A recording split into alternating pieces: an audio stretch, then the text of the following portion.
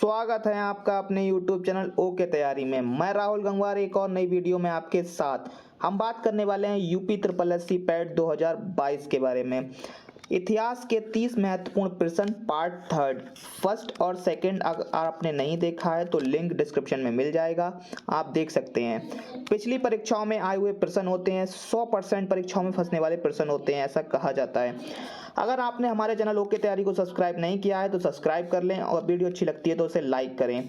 बढ़ते हैं हम पहले क्वेश्चन की तरफ। प्लासी की लड़ाई अंग्रेजों और किसके बीच लड़ी गई थी? Option A Sirajuddaula, option B Habibullah Khan, option C Usman Ali Khan, option D Mir Mohammad Yusuf Khan. हमारा राइट ऑप्शन है ऑप्शन ए, सिराजुद्दौला और रॉबर्ट क्लाइव के मध्य लड़ी गई थी हमारी प्लासी की लड़ाई। ये लड़ी गई थी 23 जून 1757 को। अंग्रेजों की तरफ से रॉबर्ट क्लाइव ने इसका नेतृत्व किया था। रॉबर्ट क्लाइव ने इसका नेतृत्व किया था, ठीक है। रॉबर्ट क्लाइव और सिराजुद्दौला के मध्य लड़ाई हुई थी 23 जून 1757 को, और इसमें जो है सिराजुद्दौला को हार देखनी पड़ी थी। रॉबर्ट क्लाइव जीत गया था। उसके बाद जो है बंगाल का नवाब मीर जाफर को बना दिया गया था। अगला क्वेश्चन है हमारा, ब्रिटिश शासन को भारत में उखाड़ फेंकने के लिए इनमें से किसने फ्रांसीसियों की मदद की थी? ऑप्शन ए है हमारा Haider Ali, option B Tipu Sultan, option C Sambhaji, option D Shivaji.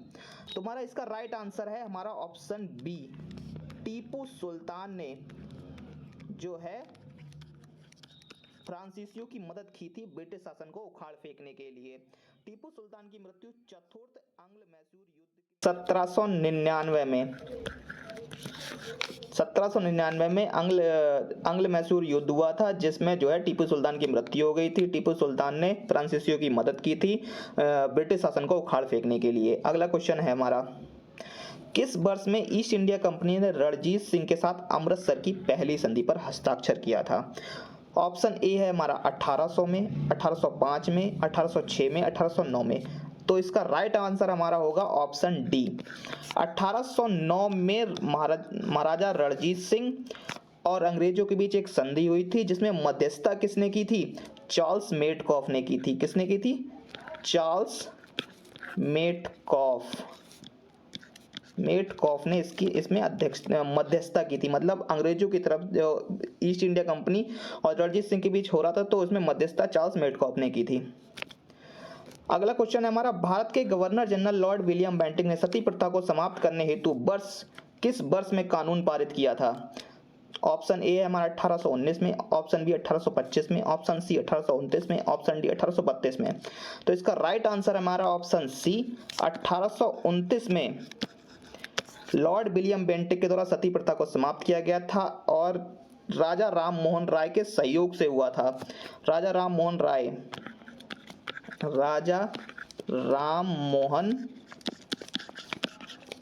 राय इनके सहयोग से हुआ था 1829 में लॉर्ड विलियम बेंटिक के द्वारा। सिविल सेवा किसके शासनकाल में प्रारंभ की गई थी? ऑप्शन ए है हमारा Lord Canning, option B Lord Curzon, option C Lord Cornwallis, option D Lord Dalhousie. तो इसका राइट आंसर है हमारा ऑप्शन सी, लॉर्ड कॉर्नवालिस के द्वारा। लॉर्ड कॉर्नवालिस के द्वारा जो है सिविल सेवा की शुरुआत हुई थी। ब्रिटिश साम्राज्य में अवध का विलयन हुआ था। ब्रिटिश साम्राज्य में अवध का विलयन हुआ था कब? ऑप्शन ए है हमारा 1853 में, ऑप्शन बी 1854 में, ऑप्शन सी 1855 में, ऑप्शन डी 1856 में। तो अवध का विलयन जो हुआ था लॉर्ड डलहौजी की विलयन नीति के द्वारा ऑप्शन डी में 1856 में हुआ था, ठीक है। अगला क्वेश्चन है हमारा, भारत में किस गवर्नर जनरल को स्थानीय स्वशासन का पिता कहा जाता है? मोस्ट इंपॉर्टेंट क्वेश्चन है, भारत में किस गवर्नर जनरल को स्थानीय स्वशासन का पिता कहा जाता है? Option A Lord Wellesley, option B Lord Canning, option C Lord William Bentinck, option D Lord Ripon. तो इसका राइट आंसर है हमारा option D, Lord Ripon. Lord Ripon को जो है स्थानीय स्वशासन का पिता कहा जाता है। अगला क्वेश्चन है हमारा, बंगाल का विभाजन 1905 में ब्रिटिश वायसराय कौन वायसराय था 1905 में, उसके द्वारा किया गया था बंगाल का विभाजन? ऑप्शन ए है Minto, option B Curzon, option C Chelmsford, option D Irwin. तो इसका राइट आंसर है हमारा ऑप्शन बी, कर्जन के समय में जो है बंगाल का विभाजन हुआ था 1905 में। 16 अक्टूबर 1905 को बंगाल विभाजन हो गया था, प्रभावी हो गया था। एक सन है, उसमें ब्रिटिश सरकार ने भारत में सरकार की संरचना में कुछ सुधारों की घोषणा की, जिन्हें मार्ले मिंटो सुधार के रूप में जाना जाता है। मतलब मार्ले मिंटो सुधार अधिनियम कब पारित हुआ था उसको बताना है हमें। Option A 1903, option B 1909, option C 1912, option D 1939। तो इसका राइट आंसर है हमारा ऑप्शन बी, 1909 में मार्ले मिंटो सुधार अधिनियम आया था। अगला क्वेश्चन है, महालवाड़ी प्रणाली कहाँ लागू की गई थी? महालवाड़ी प्रणाली कहाँ लागू की गई थी? Option A Bihar, option B Uttar Pradesh, option C Maharashtra, option D Madras. तो इसका राइट आंसर है हमारा option B UP, Uttar Pradesh. Uttar Pradesh में महालवाड़ी प्रणाली लागू की गई थी। अगला क्वेश्चन है हमारा, चक्रवर्ती राजगोपालाचार्य से पूर्व भारत के गवर्नर जनरल कौन थे? जो हमारे स्वतंत्र भारत के प्रथम गवर्नर जनरल थे वो थे सी राजगोपालाचारी, ठीक है। और इनसे पूर्व जो गवर्नर जनरल थे, अंतिम गवर्नर जनरल थे, वो कौन थे? तो वो थे हमारे option A Lord Mountbatten. Lord Mountbatten जो है, अगर क्वेश्चन में कहता है कि हमारे अंतिम गवर्नर जनरल कौन थे, तो इसका राइट आंसर होगा लॉर्ड माउंटबेटन। अगर कहता है हमारे अंतिम भारतीय गवर्नर जनरल कौन थे, तो उसका ऑप्शन होगा चक्रवर्ती सी राजगोपालाचार्य, ठीक है। अगला क्वेश्चन है हमारा, 1947 में लॉर्ड माउंटबेटन द्वारा घोषित भारत और पाकिस्तान के लिए सीमा आयोग के अध्यक्ष कौन थे? तो इसका राइट आंसर हमारा क्या होगा? ऑप्शन ए है Lord Curzon, option B Lord Wavell, option C Clement Attlee, option C Cyril Radcliffe.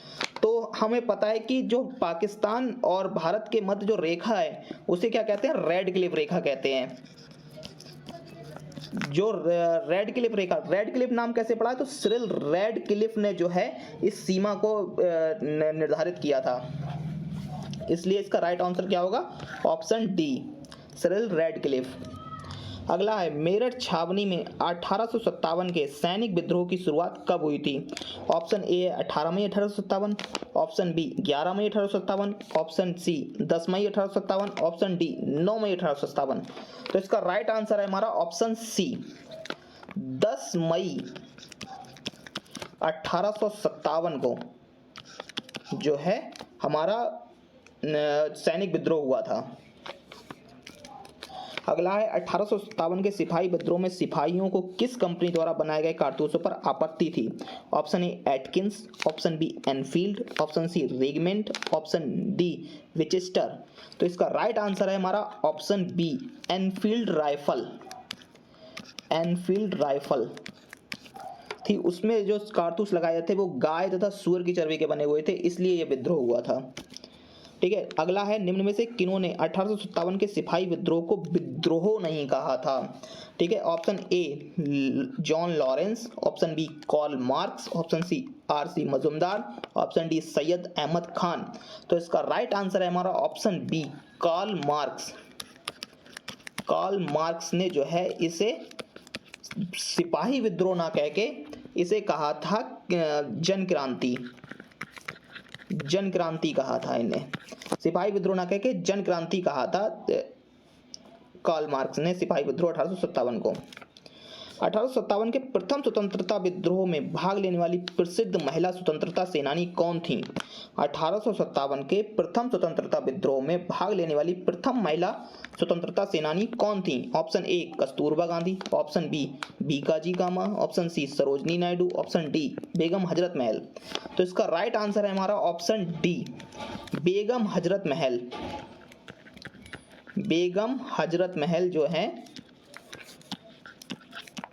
और ये लखनऊ से संबंधित थी,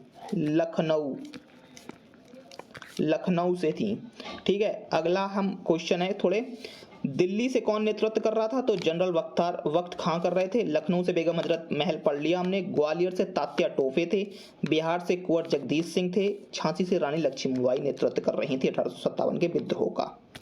अगला क्वेश्चन है, विश्वविद्यालय अनुदान आयोग का गठन किसकी सिफारिश पर किया गया?